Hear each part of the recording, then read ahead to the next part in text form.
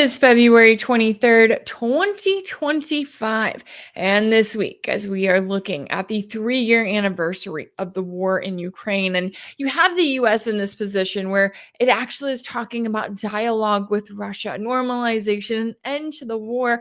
You have Europe on the complete opposite end of the spectrum, basically talking about continuing to double down and fight to the last Ukrainian. That's what we covered in this week's episode of Sanctioned, which is a weekly exclusive deep dive series for my paid subscribers. I'm back here on the free feed with another preview for y'all, and also with little Mr. Jaxman. He says hi. He is highly requested. Thank you all for all of your kind messages and for the comments. He appreciates it. Jax is back here to say hi for another week, and also to say that if you sign up as a monthly paid subscriber on my page on Patreon or on Substack, that you'll get access to now 24 episodes of my series of Sanctioned. You'll also get to join the community there and to actively support my work. Thank you so much to all of you who have already done so. I'm so grateful for all of your support. And now let's take a listen to a preview from this week's episode of Sanctioned. And you look at everything that the US has continued to try to throw at Russia over the course of 3 years. And it's like, did you really think that the next sanctions package was just going to magically make everything fall apart? I mean, it seems as though Europe is on that track right now, right? They're like, the 16th sanctions package, this is really going to do the job. This is going to make the Russian economy crumble. And in reality, I think they know it's not. It's been kind of bizarre to watch Europe and just how committed they are to continuing until the last Ukrainian, even as you have the Trump administration. I genuinely do think that Trump got into office and he looked at this war in Ukraine and he's like, okay, first of all, this is Biden's war. I have the option. I can continue it, right? I can double down in this support for Kiev. I can say that we're going to go after Russia, blah, blah, blah. Trump could have done that, and he could still theoretically do that. But when he looks at it and he goes, okay, is there a way for us to win here, right? Is there a quote unquote victory for the US in this war? And the answer is no. Not, I mean, unless you want to go for World War III, and in that case, no one wins. So I would still say that there is no victory for the US. In that case, then Trump is looking at this going, why would I continue on in this war, right? Why would I keep on keeping on what Biden did when I could just say, hey, let's get out of this war. I want people to stop dying. I am going to do the opposite of this. We never should have gotten into this, which is exactly what Trump is doing right now. And the direct result is that while for the last 3 years, the NATO alliance has tried to act like it was the most unified thing in the world, right? They're all together. They've got their unity. They're backing Ukraine. And as long as it takes, I guess they say there, at least that's what Joe Biden says. Well, now you are seeing a very specific divide. And one of the perfect ways that this is illustrated is with the competing proposals for a statement that are being brought to the United Nations, right? Because obviously Monday is the 3-year anniversary of the start of, I would say, this phase of the war. I mean, obviously this is a war that has been going on since 2014. You then had Russia officially declare a special military operation, the start of it on February 24th, 2022. So we get to that 3-year mark on Monday, and we've got reports that the US and the EU have competing versions of the statement that they think that the UN should accept as their kind of official statement on the 3-year anniversary of this war. You've got the Associated Press reporting that the short US draft resolution acknowledges, quote, the tragic loss of life throughout the Russia-Ukraine conflict and implores a swift end to the conflict and further urges a lasting peace between Ukraine and Russia.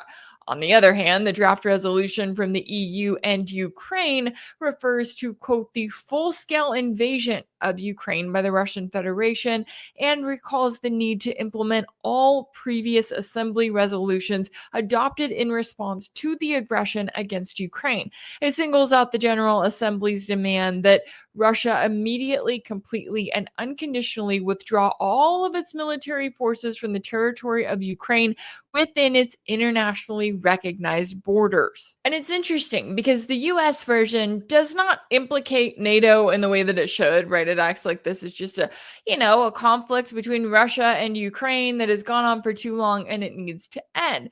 They could be saying a lot more, right? They could be doing a lot more. The US carries so much responsibility here, and notably, Trump is refusing to acknowledge that responsibility, even though it is now on him and his administration. They are the ones currently actively supporting Ukraine. They could be lifting sanctions on Russia, polling support for Kiev, doing a lot of different things. They're not doing that. Instead, they're kind of putting out this very carefully worded statement, basically saying, hey, this war is bad. We want it to end. Let's pursue that. Then on the other hand, you have Europe doubling down once again. I mean, I just don't understand how they seem to think that having another statement telling Russia that their troops need to withdraw from territory that they now legally recognize as part of Russia because referendums have been held there. I don't understand how Europe genuinely thinks that that's going to work. And maybe they don't, right? Maybe they just are doing this because that's all they know how to do at this point. But if they're looking for something that is actually going to lead to any kind of resolution, which I don't think they particularly want here, I think that's very clear. They are not pursuing resolution or peace whatsoever. So you have this very clear division as Europe and the rest of NATO, they figure out that they are no longer dealing with the Biden administration, who is just Team Kiev no matter what. Now they're dealing with the Trump administration. So they've decided that they're going to send French President Emmanuel Macron and UK Prime Minister Keir Starmer to Washington this week to have a chat with Trump. Notably, what sets these two politicians apart from the rest of Europe? They have been the most vocal in wanting to see NATO boots on the ground in Ukraine. And as Reuters is reporting, Macron is trying to capitalize on a relationship with Trump built during their first presidential terms, and that he said that agreeing to a deal that would amount to a capitulation of Ukraine would signal weakness to the United States foes, including China and Iran. This is how desperate Europe is at this point, that they're like, but what about China? What about Iran? Like, okay, China and Iran are both friends with Russia. So, I mean, you can proceed with Russia whatever way you want, but I don't think that that's going to stop the US from pursuing further tensions. And I also don't think that that's going to make China and Iran necessarily look at the United States any differently. It's not going to make them think that the US was on the way to winning a war against Russia if only Trump had not pulled out of it and pursued some type of peace deal.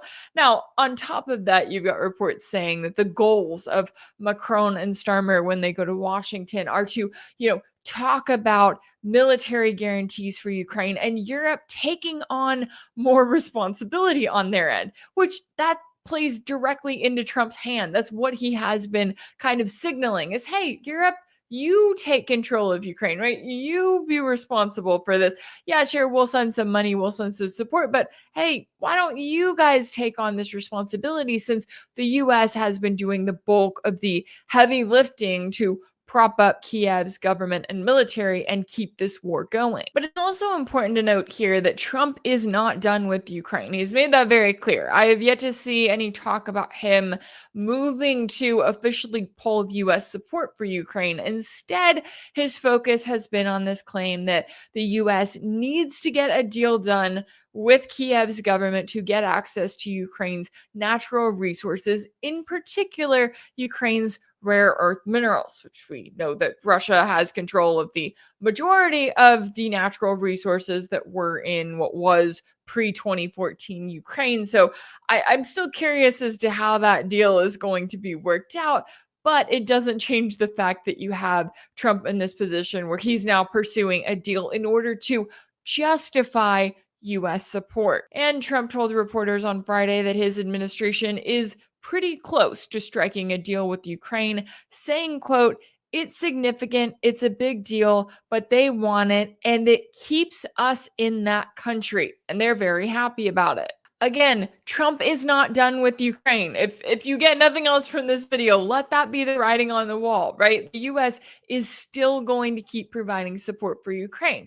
Now, the only problem that I could foresee with that is that if the Trump administration genuinely wants to make a deal with Moscow, they're not going to be able to keep up support for Ukraine like they currently have it right now. There's going to have to be some sort of a negotiation, because that is going to be a non-starter for Russia, because as we've seen with the Minsk agreements 1 and 2, that kind of a deal would allow for the US and the rest of NATO to continue rebuilding Kiev's military for a future war against Russia down the road. And when you look at what Russia has said, not only do they not want a frozen conflict, but on top of that, they don't want this kind of situation where Kiev is still completely backed by NATO. They want Ukraine to be a neutral state. And you can't be a neutral state when you're getting all of your arms and support and funding and supplies from an alliance like NATO. And when it comes to the possibility of a deal to get access to the rare earth minerals in pre-2014 Ukraine,